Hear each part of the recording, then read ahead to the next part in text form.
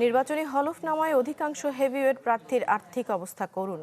মাসে লাখ টাকার বেশি আয় নেই অনেকেরই। ত্রয়োদশ জাতীয় সংসদ নির্বাচনে প্রতিদ্বন্দ্বী প্রার্থীরা তাদের মনোনয়ন জমা দিয়েছেন রিটার্নিং কর্মকর্তার কাছে। এসব বিশ্লেষণ করে সম্পদের এই বেহাল অবস্থা দেখা গেছে। স্থাবর অস্থাবর সম্পদের পরিমাণও অনেক কম। রোগ জীবাণু সব জায়গায়, সারাদিন সাবধানে। বাচ্চারা সারাদিন প্রমিস রাখবে? অসম্ভব। এজন্যই ডেটলের নতুন প্রমিস, জীবাণুর বিরুদ্ধে 12 ঘন্টার সুরক্ষা বলয়। ডেটল।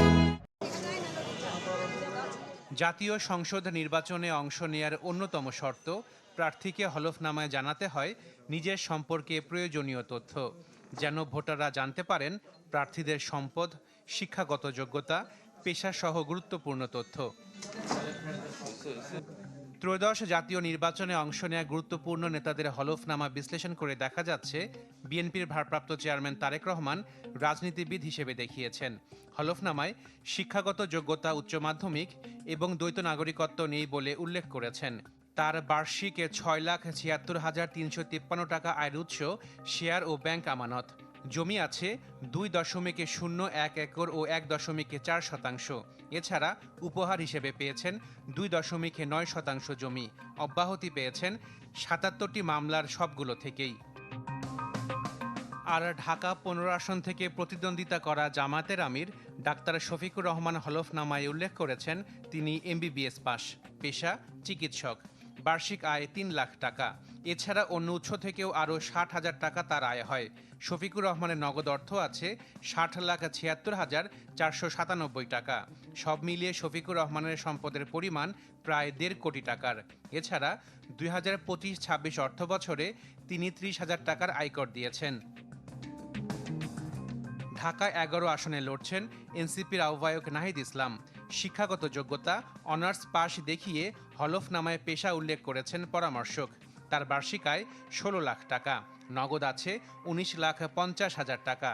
সব মিলিয়ে তার অস্থাবর সম্পদের পরিমাণ 30 লাখ টাকা। নাহিদ ইসলামের নামে নেই কোনো বাড়ি গাড়ি। 2025-26 অর্থ বছরে আয়কর দিয়েছেন 1,13,274 টাকা।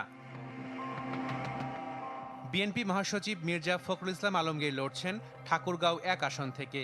তার পেশা ব্যবসা ও পরামর্শক। কৃষি থেকে তার বার্ষিক আয় 10,84,133 টাকা। স্থাবর অস্থাবর মিলে তার সম্পদের পরিমাণ 1,52,78,883 টাকা। তার বিরুদ্ধে 10টি মামলা হাইকোর্টের আদেশে স্থগিত আছে, আর 50টি মামলা থেকে অব্যাহতি পেয়েছেন। ইসলামী আন্দোলন বাংলাদেশের সিনিয়র নায়েবে আমির মুফতি সৈয়দ ফজল করিম নির্বাচন করছেন বরিশাল 5 আসন থেকে। হলফনামায় পেশা হিসেবে উল্লেখ করেছেন শিক্ষকতা ও দাওয়াত। বার্ষিক আয় 14,28,000 টাকা। স্থাবর অস্থাবর মিলে তার সম্পদের পরিমাণ 3,48,33,347 টাকার। বাংলাদেশ খেলাফত মজলিসের আমির মামুনুল হক লড়বেন ঢাকা 13 আসন থেকে। তার বার্ষিক আয় 13,15,334 টাকা। আর এই আয় হয় ব্যবসা এবং শিক্ষকতা থেকে। স্থাবর অস্থাবর মিলে তার সম্পদের পরিমাণ 1,68,00,000 টাকা। Ashikin Prince, channel 24, Dhaka.